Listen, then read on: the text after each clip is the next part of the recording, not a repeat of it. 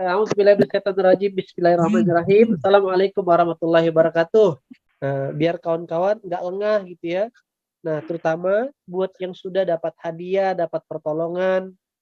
Karena ketika orang sedang dapat pertolongan, sedang dapat hadiah, di posisi yang sama, ya kan? Di situ dia sedang berpotensi untuk tergoda. Oke? Godaan itu lebih banyak datang ketika orang sedang nyaman timbang orang sedang susah. Nabi Adam tergoda ketika dia sedang menikmati seluruh fasilitas surga. Nabi Sulaiman tergoda ketika dia sedang melihat memperhatikan kuda-kuda yang hebat. Nabi Musa tergoda ketika dia punya power dan kekuatan, ya kan? Nah, jadi kawan-kawan perhatikan nih surah Al-Baqarah 185. Jadi di kalimat terakhirnya, ya kan? Nah, saya baca dari awal aja lah. Bulan Ramadan adalah bulan yang di dalamnya diturunkan Al-Quran. Sebab petunjuk bagi manusia. Dan penjelasan-penjelasan mengenai petunjuk itu dan pembeda antara yang benar dan yang batil. Karena itu barang siapa di antara kamu di bulan itu, ya kan, masuk ketemu bulan itu, berpuasalah. Barang siapa sakit dalam perjalanan, maka dan tidak berpuasa, maka wajib menggantinya sebanyak yang ditinggalkan pada hari-hari yang lain. Allah mengkehendaki kemudahan bagimu dan tidak menghendaki kesusahan bagimu. Nah, hendaklah kamu mencukupi bilangannya, maksudnya kamu selesaikan 30 hari berpuasa, maka kalimat terakhir dari perjuangan puasa adalah walitukbilul iddata walitukabbirullah ala mahadakum. Allah perintahkan walitukabbirullah ala mahadakum, yaitu hendaklah kamu mengagungkan nama Allah. Atas apa? Bukan atas hadiahnya, yaitu atas petunjuknya. Nah, saya ngajak kawan-kawan kagum sama Allah itu bukan pada hanya sekedar kayak tadi kan, berapa di antara teman-teman alhamdulillah dapat A, dapat B, dapat hadiah C, D dan sebagainya. Nah, jadi gini.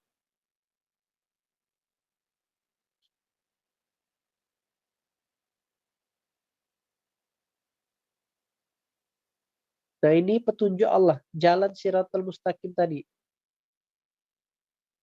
Nah, di sini hadiahnya Allah.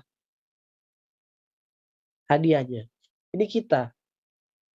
Jadi Allah perintahkan, hendaklah engkau mengagungkan.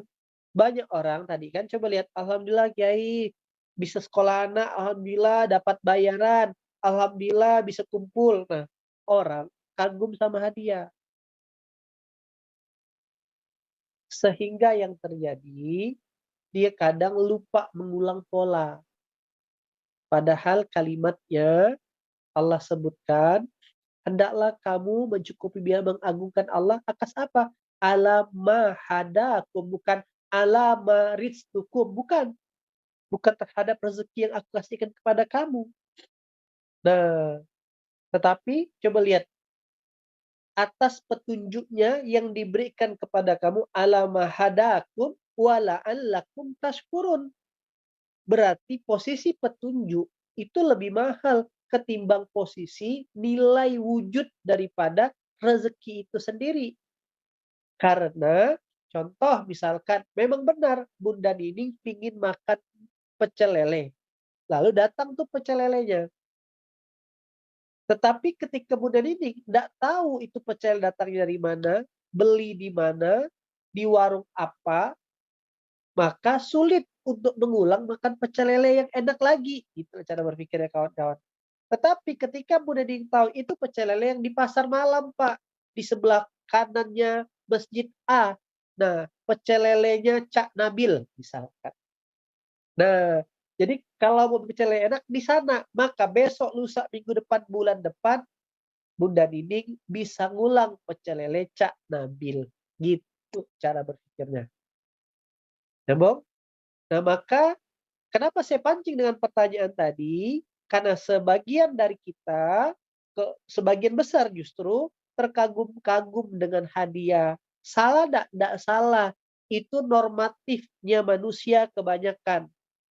Tetapi mereka yang memahami Quran, kagumnya atas petunjuk yang Allah berikan kepada mereka selama di bulan Ramadan tersebut.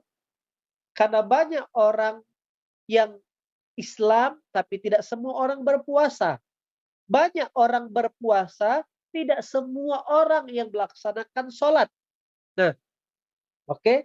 Banyak orang yang puasa dan sholat, tidak semua orang yang tilawah. Dia ikut-ikutan sholat ke masjid tarawih. Oke, itu sudah lebih baik. Tapi yang lain di masjid mungkin setelah sholat ambil Quran, bahkan tadarusan, dia pulang ke rumah. Pulang rumah, habis tarawih ya jalan-jalan lagi, nongkrong lagi warung kopi. Gitu loh kawan-kawan.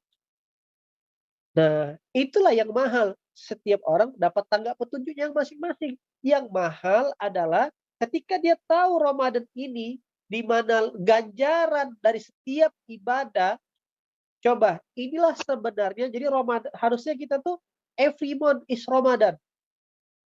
Ya kan?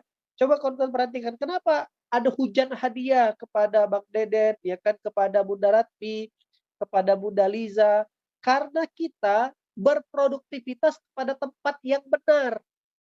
Saya karyawannya, contoh Bang Edwin sekarang dinas di Mabes, Jakarta. Lalu Bang Edwin ini memang kuat, energik, tahan banting, disiplin. Nah, kalau dia melakukan aktivitas yang benar di institusinya, maka wajar beliau naik pangkat dengan tenaga kedisiplinan. Tetapi ketika kedisiplinannya, produktivitasnya tadi diletakkan pada tempat yang tidak semestinya di organisasinya, kuat sih, tapi malah lebih banyak nongkrong jadi hansip. Kan ada beda gitu loh. Beda tempat, beda makom. Nah, ini yang terjadi dengan banyak manusia. Dia produktivitas, dia punya energi, dia tahan banting, tapi produktivitasnya bukan ke Allah, melainkan hanya ke dunia saja. Namun di Ramadan kita menyaksikan semua orang berproduktivitas ke Allah. Yang jarang ke masjid jadi ke masjid, yang jarang bangun malam jadi bangun malam, yang nahan-nahan sedekah jadi bersedekah, yang jarang bersentuhan dengan anak yatim ngurus anak yatim, yang jarang berbagi makanan akhirnya senang ngasih kurma, senang ngasih bukaan. Nah, oke, bahkan mak-mak yang harus bangun lebih awal untuk masakkan keluarganya, itulah namanya produktivitas kepada Allah. Nah, dan itu tak semua orang dititipkan DNA, pemahaman, bahkan hikmah seperti itu. Maksud saya, dan sebagaimana pesan daripada ayat ini, walitukabbirullaha ala ma hadakum. Catat kawan-kawan, highlight dari ayat ini di penggalan terakhirnya, ya kan? Coba lagi, walitukabbirullaha ala ma hadakum. Coba lagi. Walitukabbirullaha ala ma hadakum wala'allakum tashkurun. Nah, pernah enggak dengar kata-kata ini sebelumnya? Belum, Kiai. Belum kan? Baru ya. Itu kali. Sering baca, pasti udah lewat kalau hatam. Tapi baru ngeh, oh ternyata ending dari Ramadan itu adalah hari raya Idul Fitri. Goalsnya, pesannya, perintahnya adalah mengagungkan Allah atas petunjuknya. Itu stressing point pesan penting malam hari ini. Bukan hanya kagum dengan barangnya, dengan hadiahnya, tapi kagum dengan petunjuknya. Karena kalau hadiah cuman bisa berpotensi sekali, tapi kalau memahami petunjuknya, kita berpotensi berulang kali menikmati, gitu loh. Clear? Nyambung cara berpikirnya? Nah, maka apa pesannya? Ya kan, bersyukurlah. Bersyukurlah, tidak semua orang kepilih di antara kita. Tidak semua orang, kayak tadi, Bunda Ratmi, banyak teman-teman yang juga di BUMN, sebagian tidak semuanya di antara pegawai BUMN itu yang mau mengorbankan waktu pagi, waktu malam untuk belajar lagi. Sebagian beralasan nyiapin keluarga, sebagian alasan udah capek tengah malam. Itulah petunjuk. Dan maksud saya, itu yang harus justru teman-teman minta kepada Allah. Yang lain meminta. Jadi itu kan kalimat terakhirnya. Agar kamu bersyukur. Yang lain tuh cuma bersyukur, makasih ya Allah bisa beli baju baru. Makasih ya Allah bisa ngecat rumah, bisa mudik. Tapi antum-antum beda karena paham Quran. Makasih ya Allah Ramadan kemarin bisa full. Makasih ya Allah Ramadan kemarin bisa full terus. bangun tahajud. Ya Allah tolong ya Allah izinkan hamba istiqomah juga di bulan Syawal ini. Makasih ya Allah di bulan Ramadan kemarin ternyata tidak sadar hamba bisa sedekah 10 juta. Izinkanlah di bulan Syawal ini justru bisa lebih 10 juta. Itu makasihnya tuh makasih yang memang kepentingan Allah. Kalau mobil, rumah, duit itu kepentingan kita, bukan kepentingan Allah kawan-kawan. Nah, berarti kalau makasihnya atas tahajudnya, maka Allah izinkan. Oh, minggu depannya tahajud lagi. Makasihnya karena tilawahnya, besoknya tilawah lagi. Diizinkan Allah. Makasihnya karena ngurus anak yatimnya, besok diizinkan lagi ngurus anak yatimnya. Itu kawan-kawan. Nah, oke. Jadi gitu flow-nya, ya kan, terima kasih atas petunjuk Allah. Nah, itulah yang kemarin saya sampaikan, itulah bedanya meminta rezeki dengan sebenarnya kalau secara politisnya minta rezeki atau minta mesin rezeki. Itu dua hal yang berbeda. Kalau minta rezekinya, yaitu kebendaannya. Ada 3 level lah ya. Yang satu minta barangnya. Yang kedua minta rezekinya, nikmatnya, rasanya. Yang ketiga minta mesinnya. Contoh, yang satu dia ya Allah minta duit, ya Allah semoga kau cukupkan tambahan rezeki untuk hamba agar hamba bisa beli jeruk misalkan. Yang satu lagi langsung ya Allah semoga, maka dia akhirnya harus kerja dulu baru dapat dagang dulu baru dapat duit agar bisa beli jeruk. Tapi orang level 2 ya Allah semoga hamba bisa ngasih oleh-oleh jeruk untuk pasangan hamba, untuk keluarga di rumah. Malah dia langsung bisa dapat jeruk gitu loh. Bahkan doanya minta merasakan jeruk yang manis. Kayak materi tadi pagi saya sampaikan. Ada orang udah berikhtiar beli jeruk malah asam. Tapi ada orang yang langsung minta jeruk manis, dia nggak perlu beli, tiba-tiba ada saudaranya nganterin, dapat jeruk manis. Tetapi orang yang level yang lebih tinggi lagi memintanya, ya Allah, semoga diizinkan untuk terus melakukan sesuatu yang jadi wasilah jeruk manisnya datang terus, gitu Pak. Kok bisa jeruk manisnya datang? Oh, ternyata 5 hari yang lalu dia ngasih makan anak yatim. Maka malaikat catat dia punya saldo rezeki kata malaikat. Dan malaikat mencatat dia menjalani hukum in asantum di anfusikum. Kebaikan dia sudah akan dibalas lagi. Tapi bukan dibalas sama orang yang disantuni. Maka ketika 5 hari setelah dia ngasih makan anak yatim, Allah akan balas ketika Allah lihat dia cocok, tepat, sesuai dengan rezekinya, dikasihlah rezeki jeruk manis. Dan dia tahu ternyata jeruk manis itu diakibatkan secara sadar, oh di buah kemarin nih ngasih anak yatim nih. Maka yang diminta adalah proses terus ngasih makan anak yatim. Konsisten ngasih makan anak yatim yang merupakan petunjuk Allah. Bukan hanya jeruk manis yang didapatkan, dapat anggur manis, bahkan dapat kebun jeruk. Ngerti ya? Lo aja ya berpikirnya. Ada yang satu minta duit dulu, baru untuk beli jeruk manis. Ada yang belum tentu dapat. Level 2 minta jeruk manisnya, maka dia berbuat baik. Sehingga dia dapat jeruk manis hadiah dari kawannya pulang kampung. Yang ketiga, dia secara sadar, oh jeruk manis ini didapatkan karena ada orang ngasih, wasilah kebaikan itu kan saya tanam. Maka dia lakukan lagi. Dia coba seluruh perintah kebaikan di Al-Quran. Maka indikator keberhasilan kita berhasil Ramadannya, ya kan? Sebagaimana Allah firmankan di surah Yunus ayat 9, dia beristiqomah dalam melakukan kebaikan. Orang-orang yang beriman dan mengerjakan kebaikan. Innalladzina amanu wa amilus solihat yahdihim rabbuhum biimanihim. Niscaya terus diberi petunjuk oleh Allah karena keimanannya. Nah, coba lihat kalimatnya. Hadiahnya dari keimanan, dari amal solehnya diberi petunjuk. Jadi itulah kenapa petunjuk itu mahal. Nah, maka posisikanlah pemikiran kita, hati kita selalu di zona petunjuknya Allah. Dan hadiahnya, kalau imanihim, maka ketika dia istiqomah melakukannya sampai kematian menjemput dia sampai hari kiamat, maka hadiahnya tajri min tahtihimul anharu fi jannatin naim. Mereka dalam surga yang penuh kenikmatan, mengalir di bawahnya sungai-sungai. Inilah hadiah buat orang yang terus percaya sama Allah dan mengerjakan kebaikan secara istiqomah. Oke? Jadi apa sekali lagi indikator Ramadan ini berhasil istiqomahnya kita dengan produktivitas kita di jalan Allah sama seperti yang kita lakukan di bulan suci Ramadan kemarin. Itu saya pesankan ke kawan-kawan. Bahkan bila perlu rumusnya, kalau misalkan energinya Bunda Rahayu, Bunda Ratmi, ya kan energinya Bunda Yoyo, energinya Bang Mujiono, Ramadan kemarin 7 dapat hadiah A, misalkan 7 rumusnya kan energinya 7 dapat hadiahnya A di bulan-bulan setelah Ramadan ini atau setelah itu dapatnya A.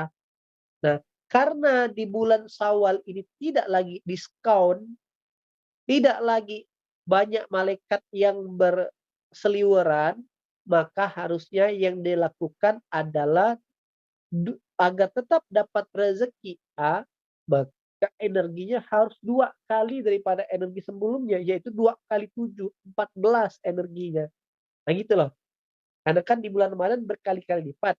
Nah, karena di luar Ramadan nilainya itu bobotnya agak mahal, tidak didiskon sama Allah, maka energi prosesnya harus lebih besar, harus lebih produktif. Begitulah kawan-kawan pesan saya sebagai saudara, sebagai teman untuk kawan-kawan semua.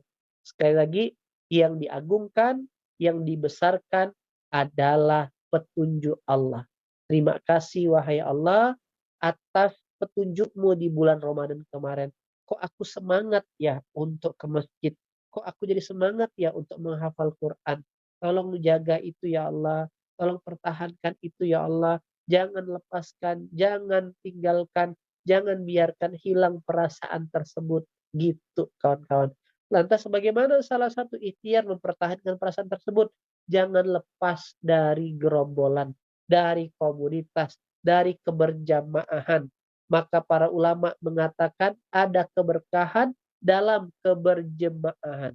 Tidak ada cerita orang-orang yang diizinkan, dimudahkan masuk surga ketika dia berjalan sendirian. Maka ada 3 amalan yang mau saya ajak, ya kan, kawan-kawan praktekkan. Ini dia.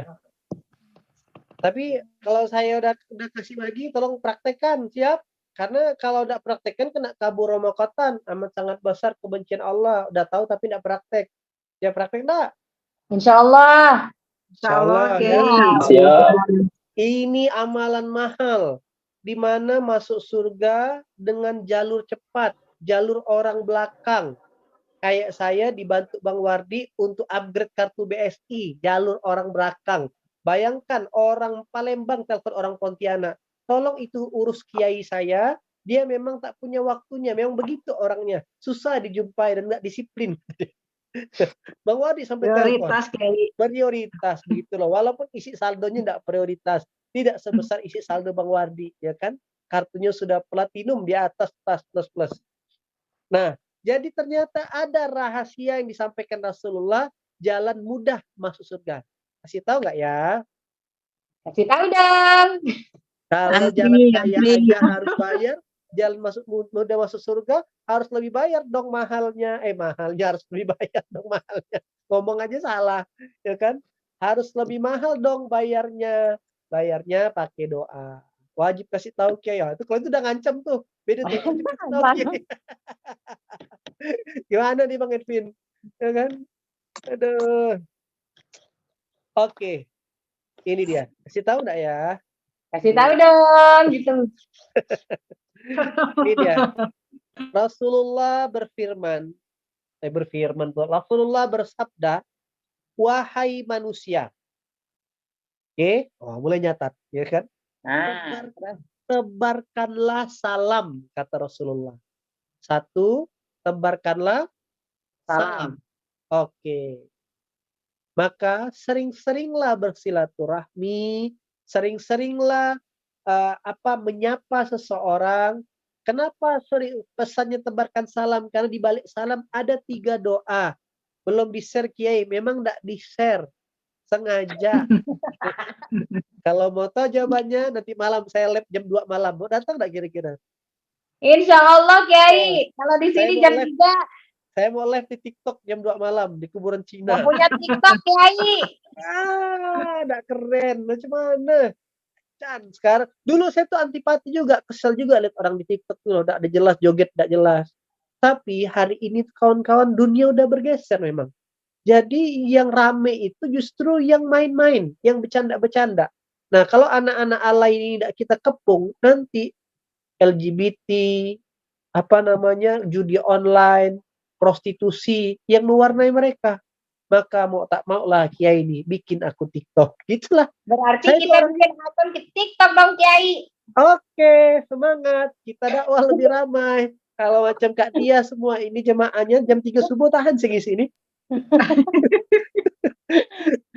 Oke. Kalau TikTok Kiai, karena bikin. Kita harus ramaikan karena ngeri ini kawan-kawan, ini pertarungan informasi. Jadi gini, sekarang tuh generasi muda dirusak dengan 3 hal informasinya. Horor, seks, bodoh-bodoh, kelucuan. Coba lihat film XX1 cuma itu produksi Indonesia. Horor, seksnya tidak ada inspiratif. Kenapa? Orang-orang inspiratifnya terlalu tawadu di tempat yang salah. Habislah generasi kita. Itulah kawan-kawan. Balik lagi cerita. Jalan belakang, jalan mudah masuk surga.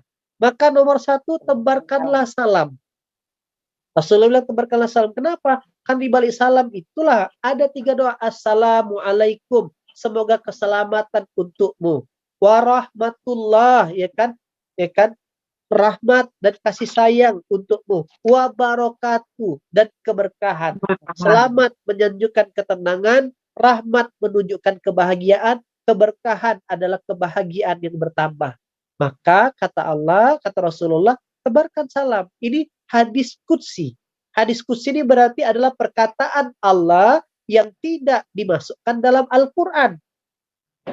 Tapi selama itu perkataan Allah, berarti ini kuat kawan-kawan. 1, tebarkanlah salam. Itulah kenapa Syawal ini kita jahit silaturahmi, bermain ke sana kemari, gitulah dia. Apa amalan nomor 1? Tebarkan apa? Salam. Tebarkan salam. Itu kenapa saya mengajak kawan-kawan, antum-antum semua tak bisa lagi mengatakan kami kan masih belajar Kiai, kami kan masih pemula Kiai. Ini saya tunjukkan ada satu ayat Al-Quran yang menjadi juga pendukung kenapa kita wajib menyebarkan salam. Kawan-kawan buka di surah Al-Baqarah di ayat ke 159. Nah, sungguh kata Allah, orang-orang yang menyembunyikan apa yang telah kami turunkan berupa keterangan dan petunjuk setelah kami jelaskan kepada manusia dalam kitab Al-Quran, mereka itulah yang dilaknat sama Allah dan dilaknat oleh mereka yang melaknat. Guru saya nyampaikan ini, mentadaburinya bahkan lebih dalam.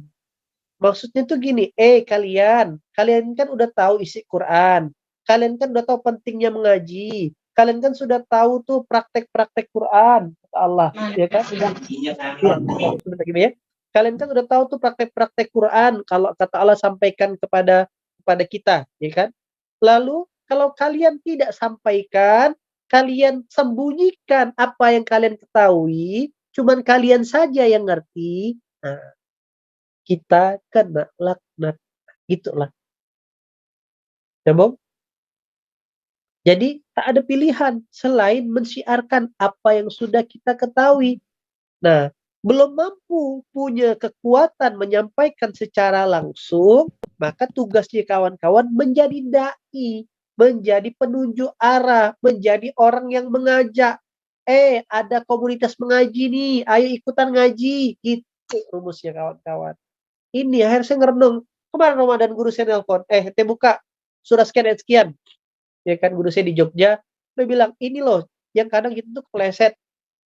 Nah, kita udah tahu, tapi kita tidak amalkan. Itu kenapa, mohon maaf, banyak sekali lulusan-lulusan pondok yang bahkan yang kita tahu, kok dia tahu Quran tapi hidupnya di bawah rata-rata ya? Kok hidupnya tidak berkualitas ya? Kenapa? Karena yang dia tahu tidak dia siarkan. Hanya untuk dia saja. Dan kadang setan masukkan dalam bisik-bisik, kan ente baru belajar, baru pemula, nanti ente dibilang sok hebat. Salah. Itulah kerjaan iblis, kawan-kawan. Karena kalau Rasulullah nunggu 30 juz selesai turun, baru syiar, maka yang terjadi kita tidak keburu paham dan tahu Quran. Betul? Maka praktek daripada beri salam nomor 1 adalah silaturahmi yang diperbanyak. Dalam rangka apa silaturahmi? Dalam rangka mengajak orang untuk kenal dan kembali ke Al-Quran. Bok? Siap praktek? Insyaallah. Kalau sebarkan salam di TikTok gimana Kiai? Bagus, itulah makanya. Ada yang offline, ada yang online, kita ngajak. Jadi salamnya itu satu silaturahmi. Contoh, Assalamualaikum Bunda Nining, Assalamualaikum Bang Edvin. Oke, itu level 1. Say hello. Nanti naik kualitas pada level salamnya. Levelnya adalah, Bang kegiatan, Bang saya ini punya komunitas bagus. Skala rezeki, Quran. Itulah dia. Karena sebaik-baiknya itulah yang menjadi jalan untuk kita ngajak. Nah, selain silaturahmi, pintu masuk silaturahmi. Di mana? Dan itu dalam para sahabat. Silaturahminya para sahabat punya visi. Visinya apa? Mentransfer Quran. Mengajak orang berdakwah. Gitu cara berpikirnya. Bisa dipraktekkan? Insyaallah bisa. Insyaallah tadi semangat. Siap Kiai, mau Kiai. Begitu dengar perintah salam, salam Mas dia. Dibilang terlalu banyak energinya kalau dia Kiai. Oke, siap. Yang kedua, kata Rasulullah, bagikanlah makanan. Nah, coba deh mulai praktek, ya kan? Nah, yang kemarin udah jalankan hijrah box. Nah, yang udah jalankan acara berasa, praktek yuk, kita mulai sepekan sekali nyuplai makanan minimal ke satu pondok setiap Jumat. Dicoba dulu. Kitanya sedekahnya 5 porsi, 10 porsi. Kalaulah nasi bungkus tuh kita buat 10.000, 10 porsi baru 100.000. Ya kan? Tapi kita ngajak kawan-kawan kita, terkumpul 1 minggu 2 juta. Jadilah 200 porsi. Betul enggak? Nah, iyalah, jadi 200 porsi. Bisa antarkan ke pondok, makan bareng-bareng. Nanti Allah lihat tuh konsistensi kita. Begitu kontinuitas, maka Allah izinkan bukannya sepekan, bisa setiap hari. Jalanlah program hijrah peduli di kota antum masing-masing. Jadi saya tuh baru ingat, seperti Bunda Ratmi katakan tadi, saya belum ngerti ilmunya, tapi udah praktekkan. Inilah yang saya lakukan 10 tahun yang lalu ketika awal-awal hijrah. Ada rezeki 1 juta di hari Jumat, beli nasi bungkus 10 ribuan, 100 bungkus, antarkan pondok, makan sama-sama, minta doanya. Udah. Oh, kata Allah. Jadi Allah tuh kan lihat tuh, Allah mau ngasih makan anak yatim, Allah mau ngasih, kan yang ngasih makan anak yatim itu sebenarnya bukan kita. Allah mau ngasih makan orang miskin. Dia searching tuh di Lauh Mahfuz, ditengok di kitabnya. Oh, ditengoknya nih, Ratmi gerak, Nining gerak. Malaikat titipkan aja tuh rezeki kita ke Nining, rezeki kita kepada ini, nanti diantarkan. Nah, ketika kita mampu dititipkan, itulah sebuah keberuntungan. Nomor 1, ucapkan salam. Maka kira-kira kebaikan berjamaah kita nih cukup sampai di kita atau mau kita besarkan? Dibesarkan. Dibesarkan. Ayo Kiai, sama-sama orang ngaji di kebaikan ini. Lalu kita kasih makan prakteknya. Nah, terakhir closingnya dan Sholatlah pada waktu malam ketika orang-orang sedang tidur. Itulah qiyamul lail. Itulah tahajud. Tanpa sadar kita sudah lakukan di grup. Nah, kata Allah, Kiai, saya tuh udah lakukan tapi takut riak, Kiai. Kita ini masih santri. Saya juga masih santri. Dengan manusia demikian, terbarkan kita salah takut. banyak. Maka kata Allah, kira-kira kalau Allah yang menjanjikan dan Rasulullah menyampaikan, itu pilihannya insya Allah benar atau pasti benar? Pasti benar. Benar. Tuh hadiahnya, niscaya kalian masuk surga dengan selamat. Amin. Lempeng masuk surga. Saya ngajak keluarga besar scale up rezeki, yuk praktek bareng-bareng. Istiqomah. Nah, inilah petunjuk berikutnya. Inilah peta harta karun sesungguhnya. Inilah Google Maps, surga Maps berikutnya buat kawan-kawan. Jadi kita tidak stop hanya sampai di kemenangan yang sebelumnya, tidak stop hanya kemarin sekedar dapat bisa lebaran, bisa mudik, bisa dapat hadiah, bisa sekolah anak, tidak stop. Tapi kita mencoba lagi yang menjadi perintah Allah. Gitu. Inilah amalan yang rasa-rasa mau kita gas di bulan Syawal ini. Semoga kalaupun Allah ambil nyawa kita bisa minimal ngomong, ya Allah, cuman ini yang baru saya bisa kerjakan. Saya ngajak orang di Scale Up Rezeki. Saya ngajak orang di isi Quran. Saya ingatkan kelompok-kelompok kecil saya ini, orang-orang yang saya ajak, saya ucapkan salam ini, ya Allah. Baru ini orang yang saya kasih makan. Dan sedikitlah, walaupun sebulan tuh adalah bolong 2-3 kali, ya Allah, sholat malamnya. Tapi semoga Engkau yang sebagaimana hamba tahu tidak pernah ingkar janji. Semoga hamba Engkau izinkan masuk surgamu, ya Allah. Dan surga yang dimaksud di sini bukan hanya surga di akhirat kelak, kawan-kawan, tetapi juga surga di dunia. Nah, artinya kebaikan-kebaikan dunia, teman-teman punya potensi untuk mendapatkannya. Begitu dia.